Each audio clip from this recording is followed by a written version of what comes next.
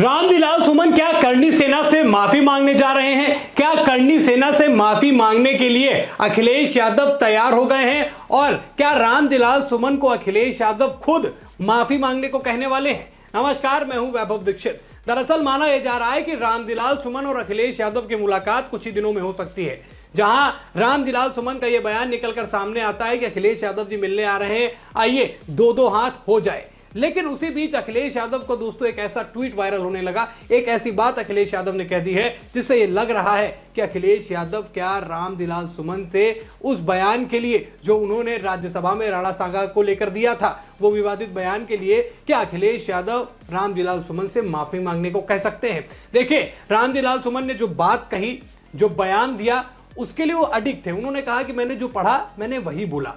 लेकिन उसके पहले जो उन्होंने बयान दिया, उसके बाद का जो विवाद हुआ दोस्तों, वो आपके सामने था। करनी सेना रामविलास सुमन के घर पर पहुंचती है, पत्थरबाजी हो जाती है, गाड़ियों में तोड़फोड़ हो जाती है, पुलिस से मुठभेड़ हो जाती है, लोगों के सर फट जाते हैं, तमाम तरीके की चीजें निकल कर आती हैं। लेकिन वहां भी मामला शांत नहीं होता और आगरा में लाखों की संख्या में करनी सेना के लोग इसलिए इकट्ठा होते हैं कि रामविलास सुमन जिन्होंने राणा सांगा को लेकर विवादित बयान दिया, उस बयान के लिए उनको माफी मांगनी पड़ेगी। उसके लिए वो आज भी अडिग है। लेकिन रामविलास सुमन कह रहे हैं कि मैं माफी नहीं मांगूंगा, और अखिलेश यादव ये कह रहे हैं कि अगर रामविलास सुमन को कुछ होता है उसके जिम्मेदार योगी आदित्यनाथ और उत्तर प्रदेश की भारतीय जनता पार्टी की सरकार होगी।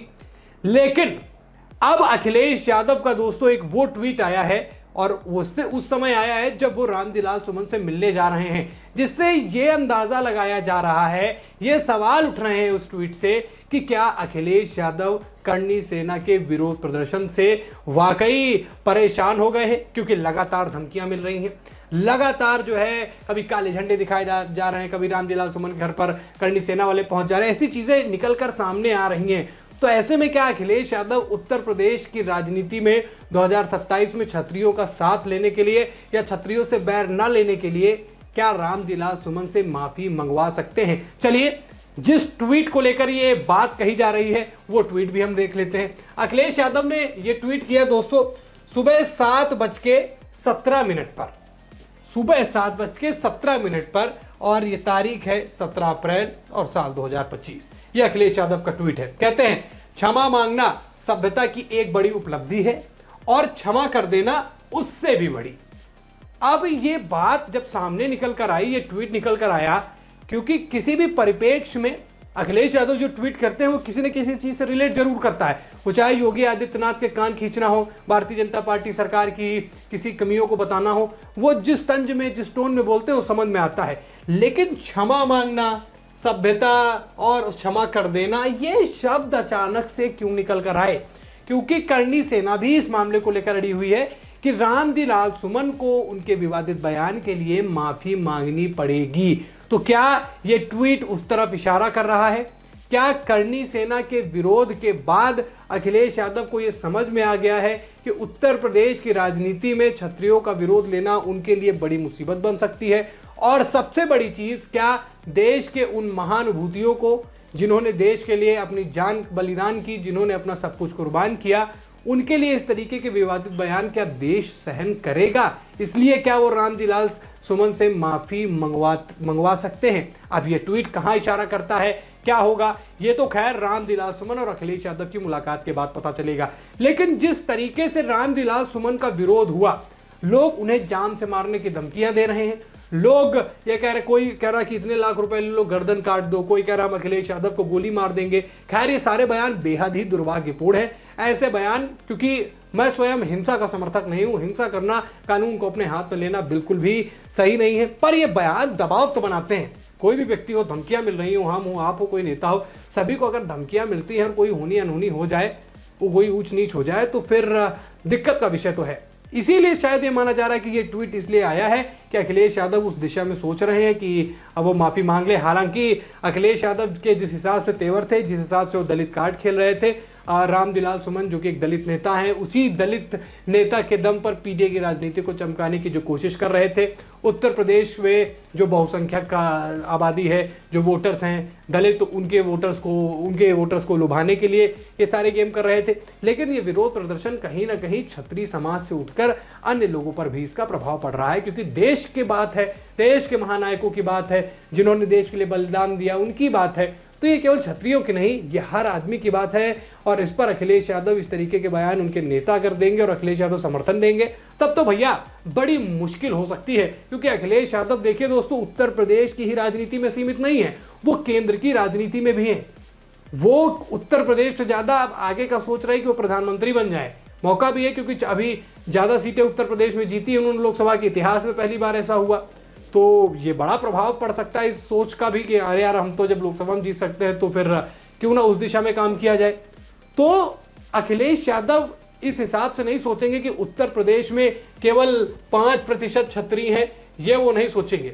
वो ये सोचेंगे कि देश में कितने परसेंट क्षत्रिय हैं और इन क्षत्रियों से बैर लेना अखिलेश यादव के लिए, उनके भविष्य के लिए मुसीबत बन सकती है। खैर, ये सामने ट्वीट रहा। इस ट्वीट के बाद तमाम तरीके के अपने अपने अनुमान लगाए जा रहे हैं, तमाम तरीके की बातें कही जा रही हैं, तमाम खबरें निकलकर सामने आ रही हैं कि अखिलेश यादव रामदिलाल सुमन से जो मुलाकात करने जा रहे हैं उसमें इस बात की चर्चा हो सकती है।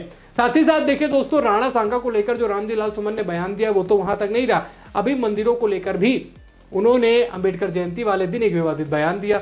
उसमें वो कह रहे हैं कि अगर वो मंदिर तोड़ने की बात करते हैं कि मस्जिद के नीचे मंदिर है, तो अगर मंदिर को तोड़ा जाएगा तो वहां बौद्ध मठ निकलेंगे। ये भी बयान बड़ा चर्चा का विषय बना रहा। फिर इंद्रजीत सरोज ने मंदिरों को लेकर विवादित बयान दिया कि अगर इतनी ताकत होती तो गौरी ना आता, लूटता नहीं, तमाम तरीके की बातें करी। तो ये बयान अखिलेश यादव के लिए थोड़ा सा मुश्किल भी हो गए, उनका जवाब देना मुश्किल हो गया कि कैसे इस चीज को टैकल किया जाए, क्योंकि बीजेपी उन्हें सनातन विरोधी साबित करने में कोई कसर नहीं छोड़ती है। और इसीलिए अखिलेश यादव मुझे लगता है कि ये शुरुआत कर सकते हैं। ऐसा ये ट्वीट उसी तरफ क्या इशारा करता है, आप भी कमेंट करके अपनी राय जरूर बताइएगा दोस्तों। इस खबर में इतना ही। वीडियो लोगों तक शेयर कीजिए, पूछिए कि अखिलेश यादव क्या अपने राज्यसभा सांसद रामदिलाल सुमन से ये कहेंगे कि वो जो उन्होंने विवादित बयान दिया था उसके लिए उन्हें माफी मांगनी चाहिए। खबर में इतना ही दोस्तों। वीडियो को लाइक और शेयर करें, चैनल पर नए हैं तो चैनल को जरूर सब्सक्राइब कीजिएगा। फिर मिलते हैं एक नई खबर में, तब तक के लिए धन्यवाद। जहाँ मुसलमानों से ज्यादा हिंदुओं की तादाद होती जाने वालों, मुगलों के आने से पहले भी कहा जाए इसके नीचे नहीं मंदिर है। बाबा साहब डॉक्टर अम्बेडकर को जो मानते हैं उससे मैं कहना चाहूंगा, मोहल्लों में एक प्रचार कर देना का बड़ा खतरनाक मामला है। अगर तुम ये कहोगे कि हर मस्जिद के नीचे एक मंदिर है, तो फिर हम ये कहना पड़ेगा कि हर मंदिर के नीचे एक बौद्ध मठ है और तुम बड़े मुर्दे मत उखाड़ो, गड्ढे बड़े उखाड़ोगे तो भारी पड़ जाएगा। अभी बहुत के यहाँ में आंदोलन चल रहा है, क्या बात का आंदोलन चल रहा है। वक्त का कानून हमारे देश में आया और कहा गया 3 हिंदुओं के नुमाइंदे भी इस वक्त में रहेंगे। जैन धर्म है, सनातन धर्म है। अगर कोई टेस्ट बनता है किसी मजहब का, धर्म का, तो उसी मजहब के लोग उसमें रहते हैं। वक्त में 3 सनातनी रहेंगे, क्यों रहेंगे? बक्सर शाम को मांगने वालों का है। बौद्ध गया में क्या आंदोलन चल रहा है? वो जो बौद्ध मठ है उसमें हिंदुओं के नुमाइंदे हैं, कलेक्टर उसका संरक्षण है। और मैं लंबे समय से ये मांग हो रही है कि इसकी इंतजामिया कमेटी में बौद्ध होने चाहिए। बौद्धों को नहीं रखा जा रहा है।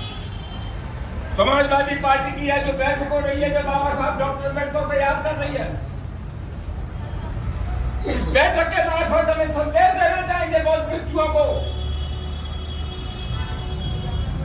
गया के बौद्ध मठ में सिर्फ बौद्ध होने चाहिए।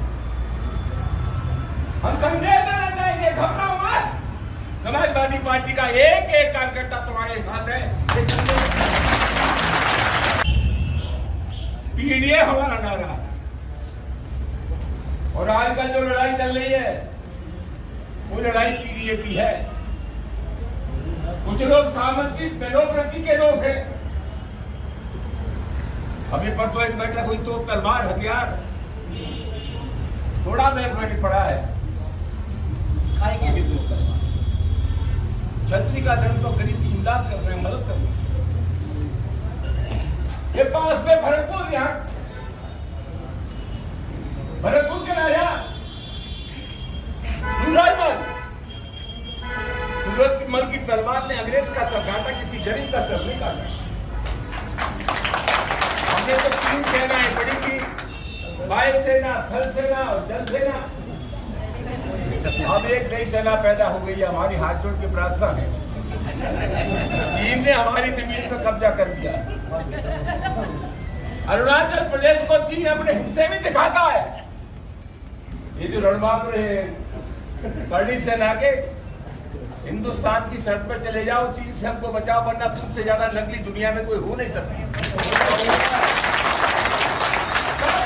हिंदुस्तान की जमीन चीन से, वरना तुम नकारा कहे जाओ। दोस्तों, सामाजिक शक्तियों की बात मैंने की। लड़ाई लंबी है और ये लड़ाई कोई हमारी लड़ाई नहीं है, ये लड़ाई उन लोगों से है। मुख्यमंत्री न रहने के बाद जिन लोगों ने गंगा जल से अखिलेश यादव जी का मकान धुलवाया, ये लड़ाई उनकी। राजस्थान की विधानसभा में जो नेता प्रतिपक्ष था दलित, एक मंदिर में चला गया, उसको गंगा जल से धुलवाया गया। आज ही एक दलित नौजवान को मार डाला गया। हम चाहते हैं जाति का धर्म न हो। ये लड़ाई उन लोगों से है जो हिंदुस्तान के मुसलमानों को बाबर की औलाद बताते हैं।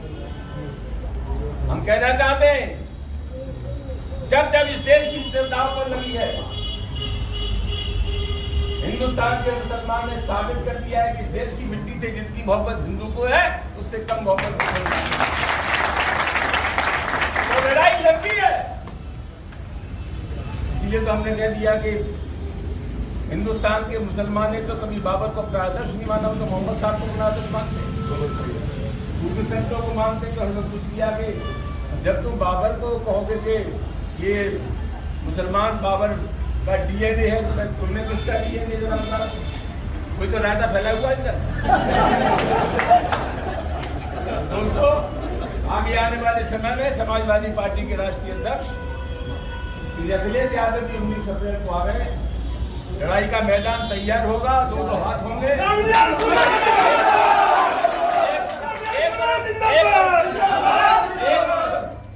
10% लोग हैं और दूसरी तरफ सामाजिक न्याय की जब प्रखर शक्तियां हैं। विजयी हमारी होगी, कोई भाई का लाभ हो नहीं सकता।